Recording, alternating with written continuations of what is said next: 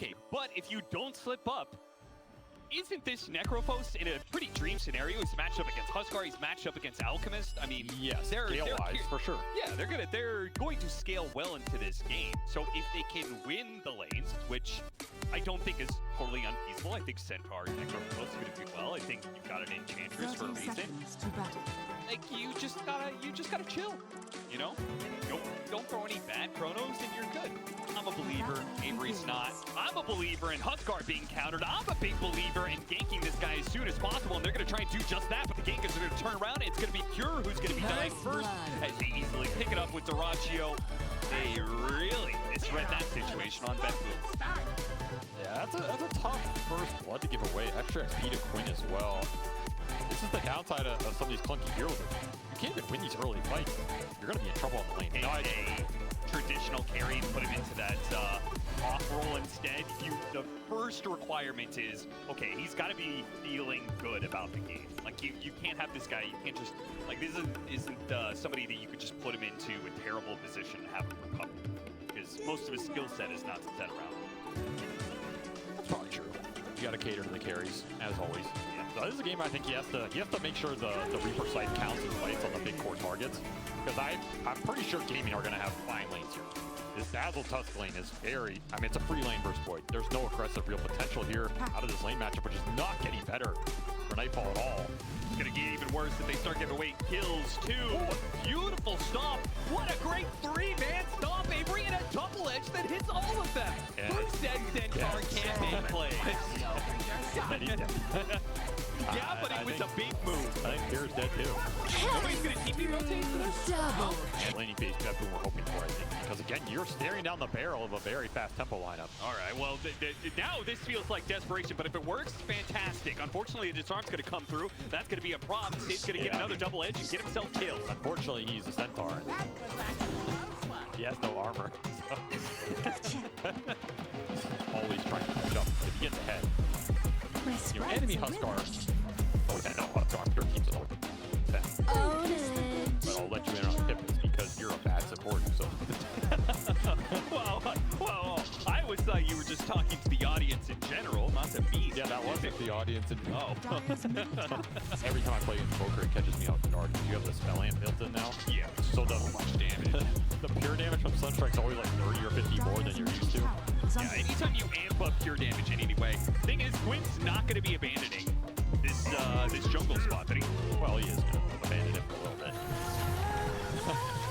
And a Reaper on the Crystal Maiden. He was like, whatever, I guess he killed himself, I'll use it on the Maiden. I was literally going to talk about how experienced Quinn is on the Huskar, and how he's not going to put himself in a position to get ganked, and then he literally just fumbles an armlet toggle. The rematch? The 1v1, he's like, okay, sick of getting ganked in the jungle. Someone my own size. Imagine he gets Sunstruck right now. Imagine he gets Sunstruck right now. Well, it's going to be instead Ace who is going to get Sunstruck. Not quite enough damage, but they'll get there in the end. Nobody's coming to save him. Looks like Pure, they're going to try and do some damage to him here. Good use of that Ghost Shroud to dodge damage from that unstable concoction. Unfortunately, the damage from Celery being level 7. The supports are just feasting on Gaming Gladiator. This hero just held his ground up here. He does not give Pure a lot of space in this off lane. Held his tower. Oh, nice use of the Tumbler Toy there to sync up with the Tornado, allowing the EMP to land, not letting him get off the snowball. Damn, yeah. Great stuff from Save. Centaur look viable. These ults off cooldown if you can. You want to find the big core targets. So they're going to look deep here. Yeah, I mean, one target is the Huskar has an Aegis, so can't really go for that. If they just catch Celery, that's not going to feel great, but they use the Chronosphere to lock down all these heroes. Can they get the one kill that they're looking for? They do. Tornado not quite clipping Quinn there. Maybe would have been able to take away his Aegis, which they do with a Sunstrike. Well done. Damn, he is on point today, GPK. Gotta have speed to turn this game around. Tofu and Ace still feeling like they can keep being aggressive. Another good stomp that's gonna land on a Tofu. They'll both die. support for support. Another kill for GBK. He's just racking him up here. This is pushing him towards his minus off that Vestal.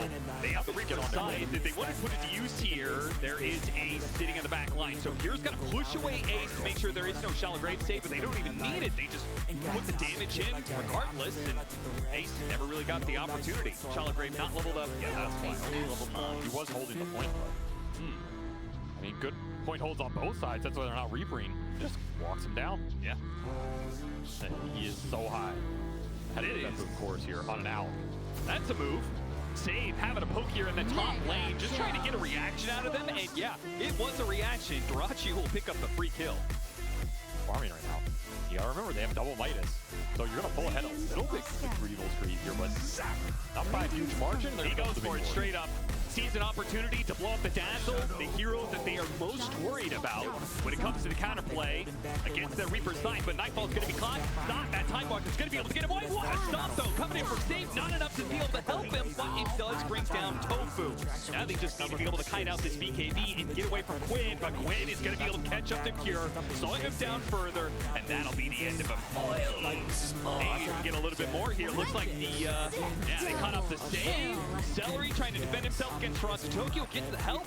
A lending hand there from the Sunstrike of GPK gives Toronto Tokyo the vision. Land that last hit. Part of the game that determines whether if you weren't watching, you just check the scoreboard afterwards, you're gonna see, oh man, Gaming Gladiators just stomped the hell out of that. Or you're gonna see it was a 55-minute comeback by BETBOOM.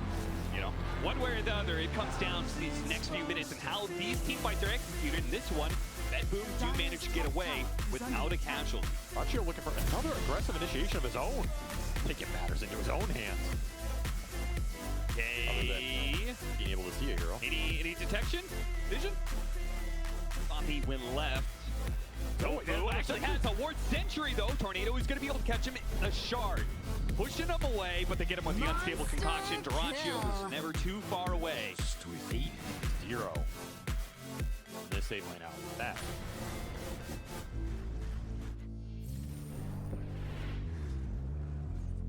I'm trying. You're trying to will it into existence so badly. He will not have it. He will collect Aegis cheese here. So you can also give cheese to one of the other cores. Oh yeah, that's true. Yeah, it could be pretty influential if you don't get the burst off.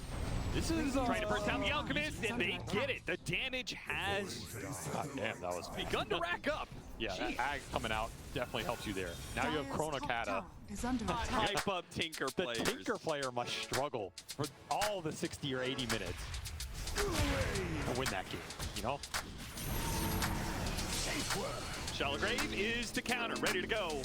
Yeah, that was an ambitious And with grave. the Aghanim Scepter, Pure's not going anywhere. Or an ambitious first sight. A foolhardy one, perhaps. Look at that. Oh, look at that! Quinn aggressively TPing onto the creep, uses the glyph to make sure it stays alive. Where are you going, son? But we're going to see the high ground here because, again, you mess up a little bit, use one of those ults. They're going to go high ground, they're going to try for another huge kill thing, get it, but no Chrono this time. No Chrono, so this time around, Darachi was able to get off who's BKB, taking and who? boy, does he chunk down. And it's interesting how really Gaming Gladiators is to continue to take fights without the Alchemist. I mean, this lineup, there's so much to state. Any of their 3 cores can back the other one up. So as long as they have 2 of the 3, they're happy to push objectives. And this is that 20 to 25 minute period where it's 26, so it got delayed a little bit. Your lineup cannot deal with this sustain going high ground unless you have everybody together with the ults off cooldown. It's just not an easy fight to take. And BETBOOM, they slipped up a little bit in this game and it cost them a lane. Which is definitely not game over either. I mean, this is a game where they can give up 2 sets of racks and still easily win. Yeah. It just points to how precarious some of these situations are, right? That they've been playing this game fairly well, but one bad death bottom for Pure in the wrong part of the map, and a failed gang top, and it's a lane. And because of their boots of travels that they have, they're able to quickly rotate to another lane. These lanes are constantly being pushed in. And Gaiman are not going to stop, right? As long as they have this Aegis, they want to force the fight. They want to make you come into them and up the chance you make another mistake going into multiple lives. And even just to pick off on a support, seriously limits BETBOOM's ability to be able to respond here. They're trying to bail out save. It's just not going to happen. That Dazzle hurts with 2 armor Centaur here. Yeah, he's underneath all of this minus armor. Solar crested. There's a lot of armor synergy coming out from Gaiman right now. Solar Crescent, Acid Spray, and Juju. A lot harder for them to take this high ground fight. They're still going to go for it. Immediately pops the BKB, but the Ghost Shot protects the Necrophos for now. They're cutting this out. Now Pure's going to use a BKB of his own out of here. You got to remember Quinn has his cheese, so he's trying to bait out this Reaper. Good show. Nice little pickup there, Tofu. The bulwark in that formation, and then everybody's ready to take the fight when it happens. He gets caught out like this. That's a very different story where, I mean, you're just a pickoff, right? There's no chrono turnaround on the clump. There's no setup here. It's going to be another death on the field, 50 seconds. He does have buyback committed here. Damn, no Aegis. They are still forcing the issue. They're going to glyph. You got to remember, cheese on Quinn here.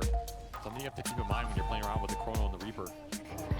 I feel like the Enchantress is actually maybe one of the worst pickoffs to get the Chronosphere. Actually managed to get it. Quinn walks into it, they win for the Dazzle, trying to blow him up before the shot rate becomes a factor, but Ace managed to get it off just in time. Now he's turning around, getting off these hexes. Mazarachi goes for the kill on Toronto Tokyo. He wants that support. Den got it, gets it on the dieback. Now Nightfall has to retreat. Jirachi's too much to handle during his BKB, but it's going to wear out soon. Now they can start pumping that magic damage into him. Snowball save, push them over onto the center, managed to finish him up. Jirachi getting low though, kite it out, and will end up dying. BETBOOM will hold this fight for now, and they will take it.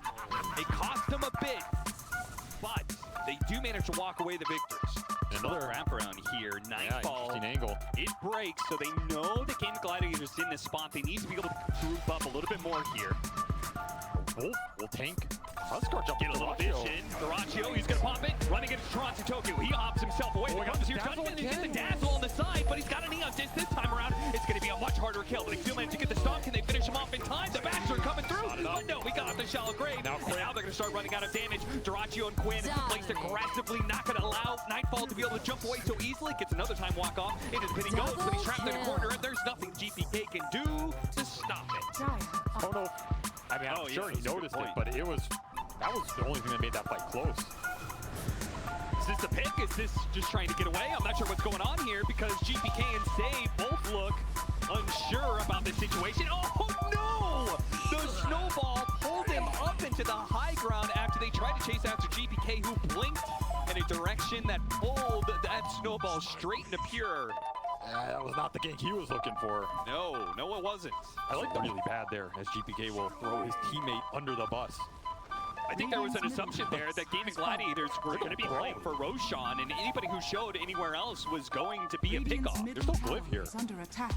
No 45 seconds. No buyback. Alco's coming up at 15. No chrono for 35. This is a very awkward situation. And if they get this kill on Toronto Tokyo, that makes it even harder. That's supposed to be their big poke in the back line. Do you commit for throne here if you're gaining? You know, okay, the glyph actually just came up. I don't know if they had the clock on this. Things a little bit more awkward. Darachi's going to make the jump in onto the Faceless Void. They've got the damage to blow him up, and that Chronosphere is not there. The Cataclysm wasn't enough to get a kill, and that's the end of the game. Gaming Gladiators look for an opportunity to end it quickly.